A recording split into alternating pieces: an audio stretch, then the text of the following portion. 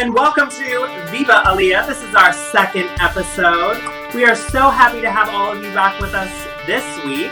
Last week, I had the pleasure of interviewing my very own Miss Gay United States sister, Tajma Stetson. She is Miss Gay United States 2019. Shout out to her from last week. Hi, Olivia. Hello. How are you? Welcome. Oh, I'm so excited to be here. Thank you for having me, Aaliyah. Thank you for coming on the show. How is your quarantine going? Quarantine is going strong, honey. You know, this weekend is Easter, so we got the Easter eggs on the eye and Peter Cottontail's tail on the head, all right? All right, girl. And you looks like you took that all the way down in the ensemble. We can talk about that here in just a second. We have one very first question to ask you, and it is the most important question of our show. Oh. Girl, what is in your glass? Okay. What is in my glass? Drum roll, please. Okay, we got some sparkling water in my glass, y'all. Okay. Only because quarantine, we all know it. You'll gain those LBs, all right? So right now, I'm going to be partaking in some water.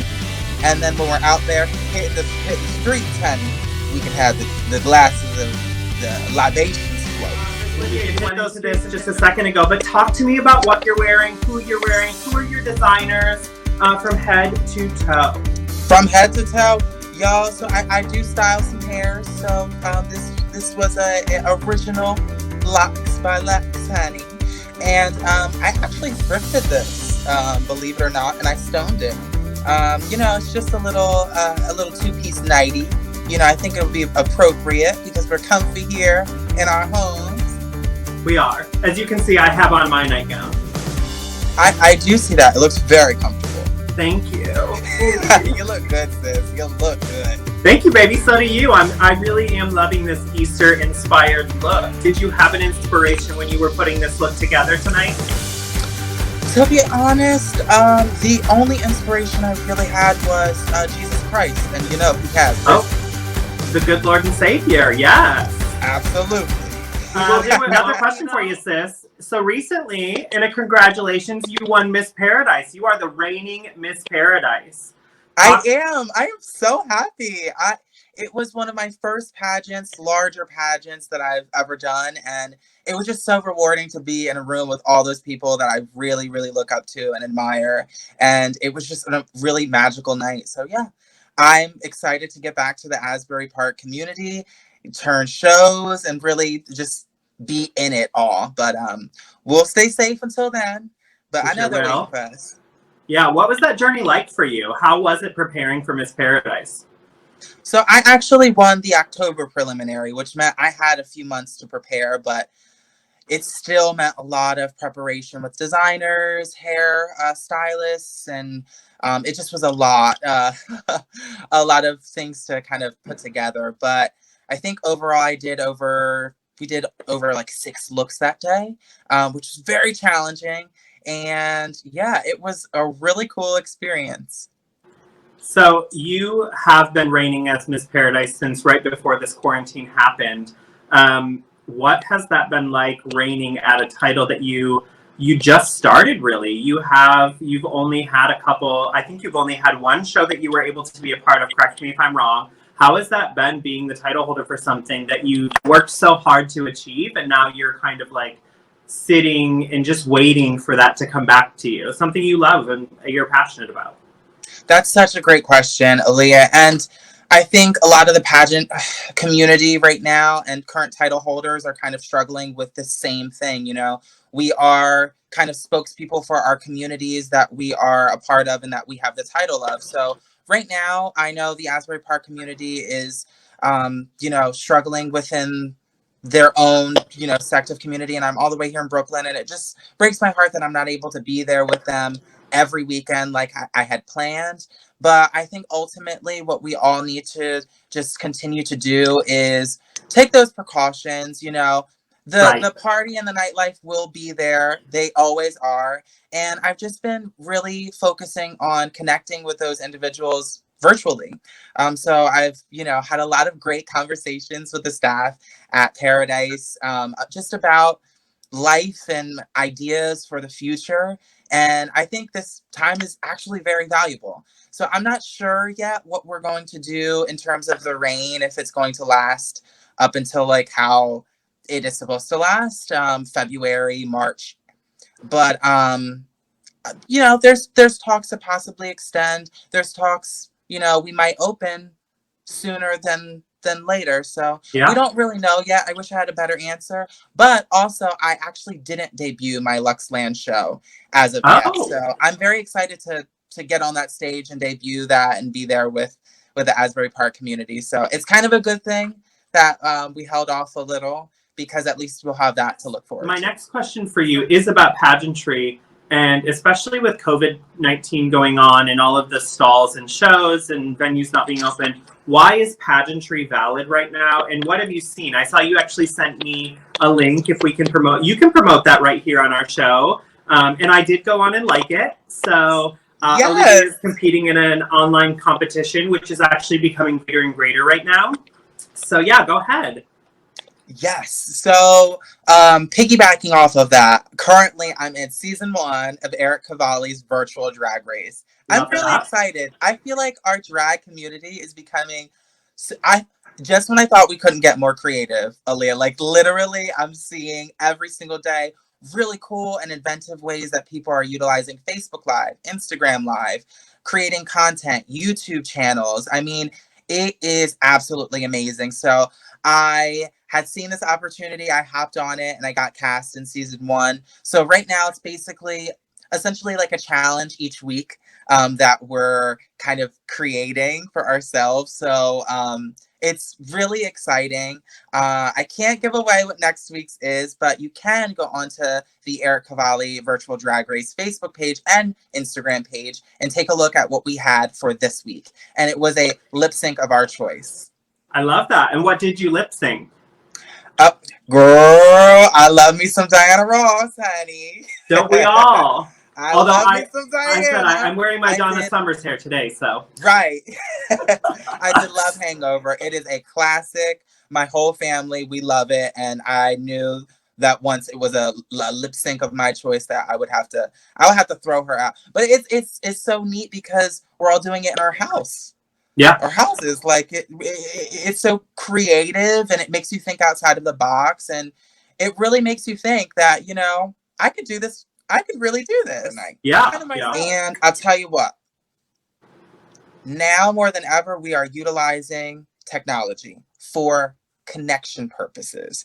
And I always said drag is like the ultimate art form, and it's the ultimate form of storytelling and connecting with people. So you put those two things together, and now you have this alternative way that we can connect with people. So I think in the pageantry world, we have to kind of look at what the mission is connecting with community, is being that brand spokesperson, that voice for people that may not be able to speak up, and be that person. And now I feel like more than ever, we're finding that voice virtually. And I think that's just so important, because all the other days in the year when we don't have COVID, you know, we were already looking down at our phones already. And now we're looking down at our phones at people that are doing shows that are raising money and awareness for certain causes that are, you know, helping communities. These are really big, important things. I mean, I see a bunch of people on Instagram that are sewing. I wish I knew how to sew that good. I know how to sew a bodysuit, girl. Yeah. You know, if it was a bodysuit competition, bitch, I would win. But, you know, that are sewing all these masks, and they're giving them out to their communities. These people are so crucial. And they're, you know, people that are artists, queer people that, you know, are giving back in that way. And that is so special and so important. And I think that's the reason why now more than ever we're seeing that, because of COVID. And it's really special. It's an exciting time in that regard. So I think I'm gonna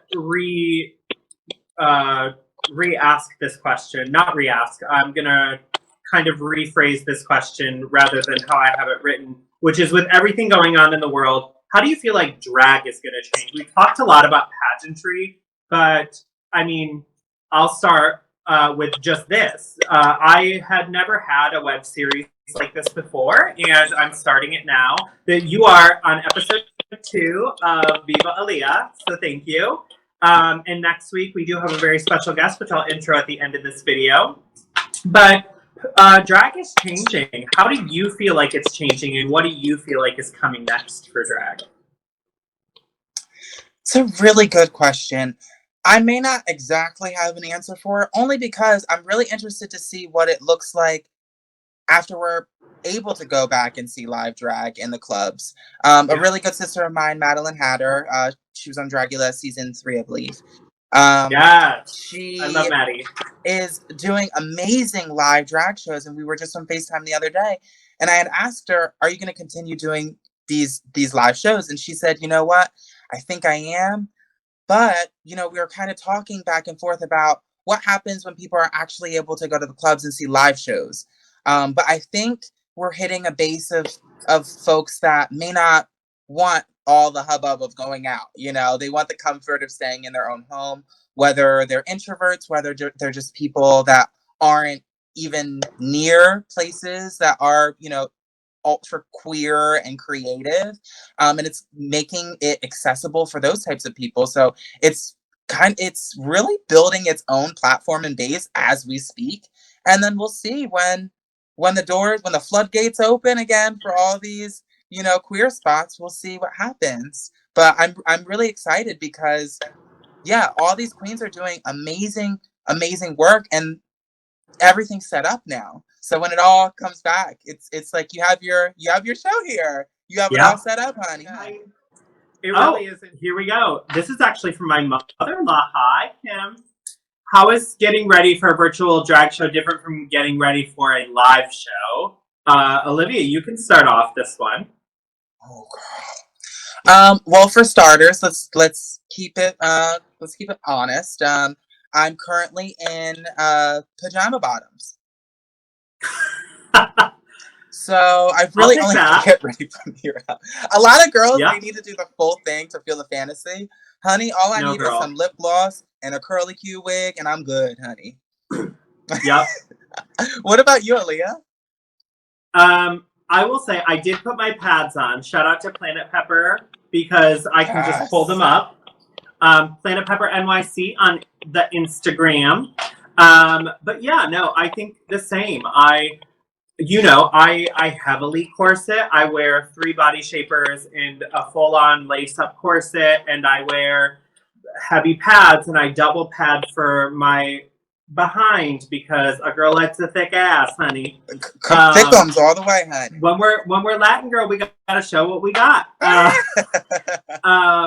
And yeah, for this, from here up, I'm normal, but from here down, it is different. So I think there's a lot. But when I did like my virtual drag brunch for Fatto Americano, shout out to Fatto. Yes, Fatto. We do love Fatto. We love our Fatto fam. I did everything because I was shooting myself from top to bottom. But for shows like this, I'm able to.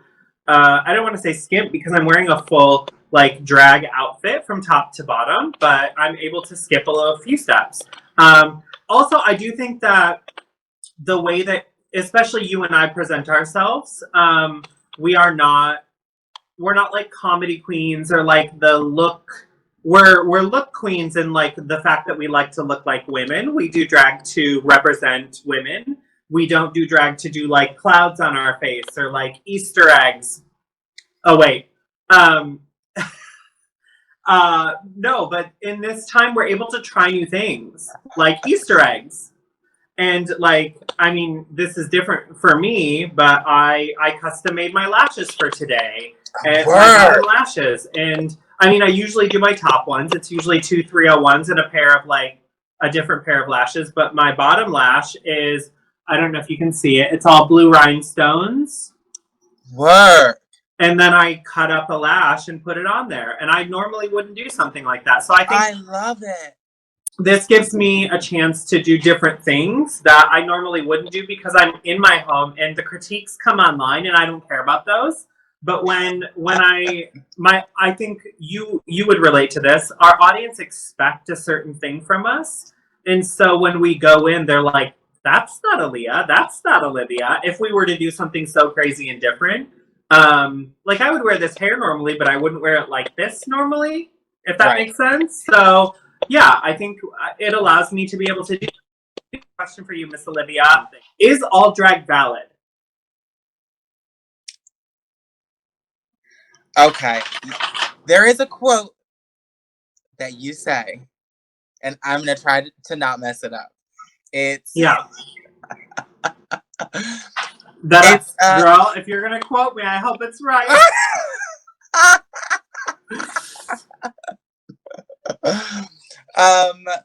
I'm not even gonna try to quote it. It's the good. You say like all drag is good, or like something about it costs so much. I just remember that one saying, and I loved that. But obviously I didn't really remember it. But in the moment, I really liked it because I do think all drag is valid. It's a form of expression. And on the Boulet Brothers, Dragula, they say every single time that they critique the girls, they say drag is art and art is subjective, period. So it's what you make it. It's completely, I mean, I was this like Broadway showgirl type drag style that I said, I want to move to Brooklyn because I want to be a little rough around the edges. I want to explore my artistry. I think it's really important for us to sometimes step outside of the box. Quarantine is allowing us to do that, but just also remembering that all drag is valid. If you don't see me with a lash one of these days, that is valid, even though it's not right. Okay. Right. I could see you through the screen. As one of your surrogates. No, I'm just Olivia Lux has like 12 drag moms. I started out with 0, you guys. I didn't have any. And then I don't know. I literally went to bed one night and I woke up and I have like 17. I will say, I was asked. But anyway, no. Yeah, I think that's, you bring up a lot of good points. I do think all drag is valid. I do think that there is a level. There are levels to drag in every art form. So there's obviously like monster drag. There's, and this is a subject that we're going to talk about next week. Once you hear my next week guest, there's femme drag. There's drag kings. There's drag queens. There's trans drag. There's there's drag across the board. I literally could probably say the list over and over and over and over and over again and not get all of the names. But there is a difference between doing your drag well and then just doing your drag. So I feel like every time I hit this, you hear it. Yeah. It taps into what you were saying previously about the passion of it. Once you get to a point where you're like, I can't learn anything else, then I don't know, that may not be the best thing for you going forward. But if you are continuing to be passionate about drag and you want to learn about it, and there's so many resources, and it ties right back into now the amazing content that local performers are putting out there. You don't even have to go to the big wigs anymore on YouTube and spend money on things. You can just go to the local queens. I think this rounds out the end of our Olivia, hang out for a second. I think Dominic and I are going to chat with you afterwards, but I'm going to do the outro for the show. Everybody give some love to Miss Olivia Lux. She is the Olivia Lux on Instagram. You can find her on Venmo and Cash App at the Olivia Lux. Thank you, Olivia. We love you. Thank you for having me, Aaliyah. All right, everybody, that is our episode of Viva Aaliyah. Before I log off, I do want to give some love to all of my designers that helped me look how I look today. First of all, the wig. The hair, honey, get into my mane. She is styled by Carlos. Wig styled by Carlos. Then, of course, jeweler to the superstars. To all of the drag royals, we have jewelry by Fierce Jewels. That is fiercejewels_official on Instagram. Follow them, love them. You can find many of my pieces on there. Thank you. My nails tonight are provided by nails.for.queens. That's nails for queens, and I thank you. And this lovely coat that I'm wearing is none other than GB Couture. Mulan is stunning and is one of the most talented designers I know out there, and has provided me with such amazing garments. My face is by me. My garment underneath is by me. Thank you. But I just want to thank y'all for tuning in. This is our episode 2. Next week, we do have a very special guest. Some call them femme entertainers. Some call them bio queens. I think they're drag queens. Next week on our show, Miss Crimson Kitty will be joining us. So Crimson, I can't wait to talk to you about femme queens, bio queens, drag queens, and what's the difference? What is the conversation there? Until then, I love you all, and always check out Viva Aaliyah. Mwah.